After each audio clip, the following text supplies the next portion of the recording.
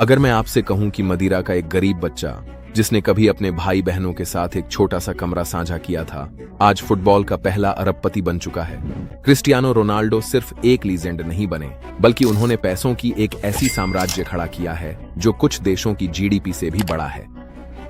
आज हम जानेंगे कि वह कैसे शून्य से शुरू करके अरबों डॉलर की जिंदगी तक पहुंचे। लेकिन शुरू करने से पहले 97% दर्शकों ने अभी तक सब्सक्राइब नहीं किया है। इसमें सिर्फ 1 सेकंड लगता है। पहला चरण, सैलरी और ट्रांसफर। रोनाल्डो की अरबपति यात्रा फुटबॉल की सैलरी से शुरू हुई, जो सब कुछ की नींव थी। मैनचेस्टर यूनाइटेड में उन्हें पहली बार बड़ी सैलरी मिली, जो उनके संघर्षरत परिवार की जिंदगी पूरी तरह बदलने के लिए काफी थी। लेकिन असली खेल तब शुरू हुआ जब रियल मैड्रिड ने उन्हें बुलाया। 2009 में रियल मैड्रिड ने $131 मिलियन चुकाए, जो उस समय फुटबॉल इतिहास का सबसे बड़ा ट्रांसफर था, जिससे पूरी दुनिया हिल गई और रोनाल्डो की बेमिसाल कीमत साबित हो गई। तुरंत ही वह दुनिया के सबसे ज्यादा कमाई करने वाले एथलीट्स में शामिल हो गए। फिर आए जुवेंटस, जिन्होंने उन्हें प्रति सीजन $65 मिलियन दिए, और आखिरकार अल नासर, जहां वह हर साल चौंका देने वाले $200 मिलियन कमाते हैं। ये सिर्फ सैलरी नहीं है, ये पीढ़ियों के लिए दौलत है। सिर्फ एक बॉल को किक करने से और उनकी बादशाहत को पूरी दुनिया में पहचान मिलने का सबूत है। हर कॉन्ट्रैक्ट सिर्फ पैसों के लिए नहीं था, यह ताकत, प्रतिष्ठा और विरासत के बारे में था।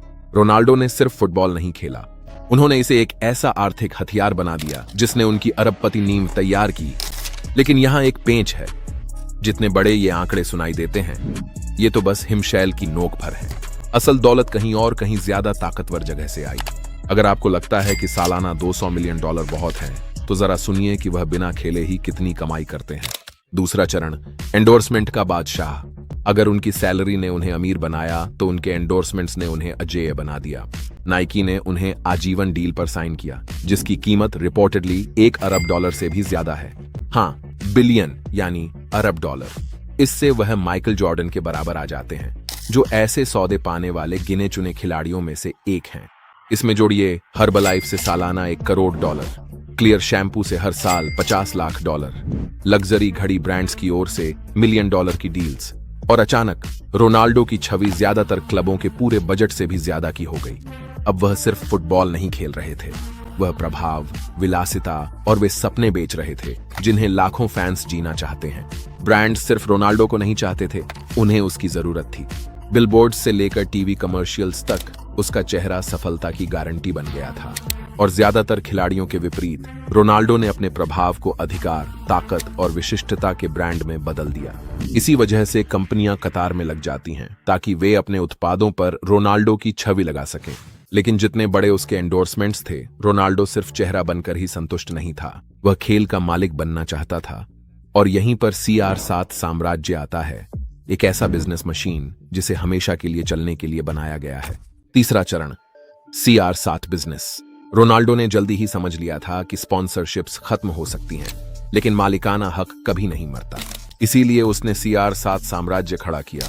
पुर्तगाल और स्पेन में उसके होटल हर साल $30 मिलियन से ज्यादा कमाते हैं, जबकि उसकी कपड़ों की लाइन हर साल $20 मिलियन और जोड़ देती है। इसमें उसकी परफ्यूम लाइन, जिम्स की चेन और यहाँ तक कि उसके करियर को समर्पित एक निजी म्यूजियम भी जोड़ लें, तो आपके पास ऐसा पोर्टफोलियो है जिसके बारे में CEO भी सपना देखते हैं। फैंस सिर्फ रोनाल्डो के लिए चीयर नहीं करते, वे रोनाल्डो को खरीदते भी हैं। वे उसके कपड़े पहनते हैं, उसके होटलों में ठहरते हैं, उसकी खुशबू लगाते हैं, उसके जिम में ट्रेनिंग करते हैं और गर्व से उसके ब्रांड को जीते हैं।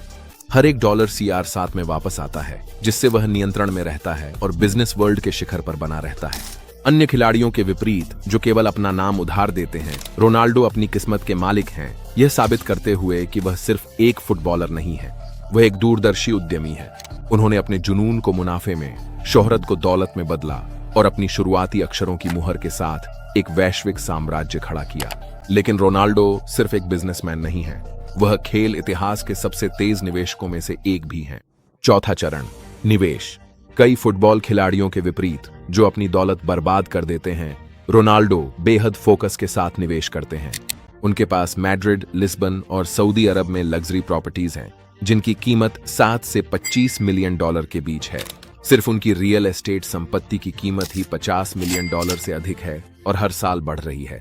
समुद्र के नजारों वाली शानदार विला से लेकर स्काईलाइन को देखने वाले पेंट हाउस तक, रोनाल्डो ऐसी संपत्तियां खरीदते हैं जिनकी कीमत बढ़ती है, न कि ऐसी जिम्मेदारियां जो पैसे खींचती हैं। संपत्ति से आगे बढ़कर वह पेस्टाना CR7 होटल चेन में साझेदार हैं, जो यूरोप भर में हर साल करोड़ों की कमाई करने वाला एक बढ़ता हुआ ब्रांड है।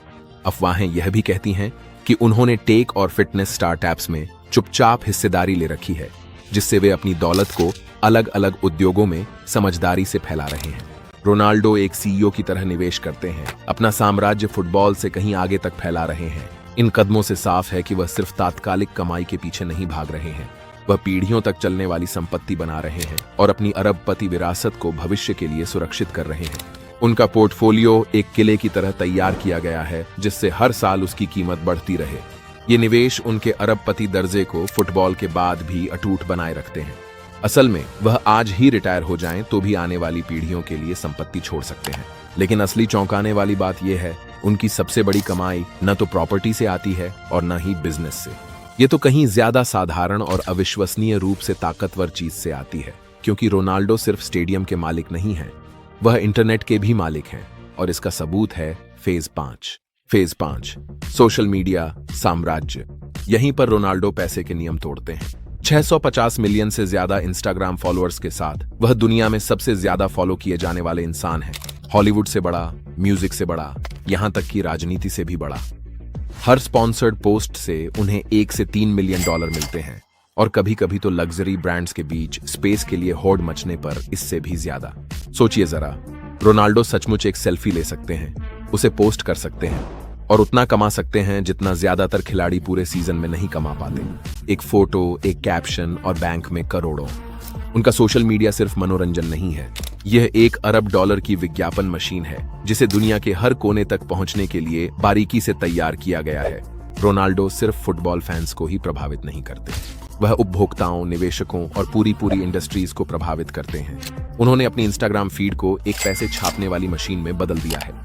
कंपनियां उन्हें सिर्फ पहुंच के लिए नहीं, बल्कि विश्वसनीयता के लिए भी पैसे देती हैं। इसीलिए वह सबसे मूल्यवान इन्फ्लुएंसर हैं, जो किसी भी अन्य सेलिब्रिटी की तुलना में वैश्विक ध्यान को नियंत्रित करते हैं। लेकिन ये सारी दौलत, ये सारा प्रभाव, आखिर वह इसका करते क्या हैं? क्योंकि छठा चरण दिखाता है कि रोनाल्डो अपनी अरबपति संपत्ति कैसे खर्च करते हैं। चरण 6, लाइफस्टाइल फ्लेक्स। बिल्कुल, रोनाल्डो सिर्फ अरबों नहीं कमाते, वह उसी तरह जीते भी हैं।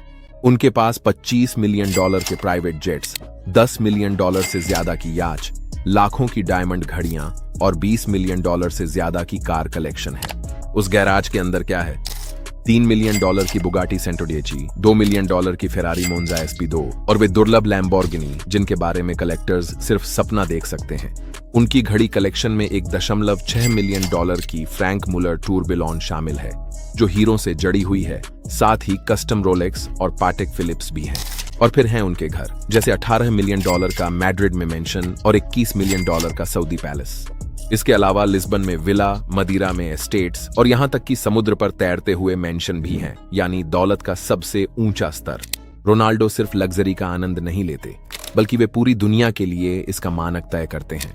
उनकी जीवन शैली दिखावा करने के लिए नहीं है, यह एक फुटबॉलर के लिए संभव चीजों की परिभाषा को बदलने के बारे में है। लेकिन जेट्स और हीरो के पीछे एक सच्चाई छुपी है। ये वही लड़का है जो कभी मदीरा में गरीबी में पला बड़ा था, जिसके पास कुछ भी नहीं था। हर घड़ी, हर कार, हर मेंशन सिर्फ दिखावा नहीं है, यह उसकी गरीबी से वैश्विक ताकत तक की चढ़ाई का सबूत है।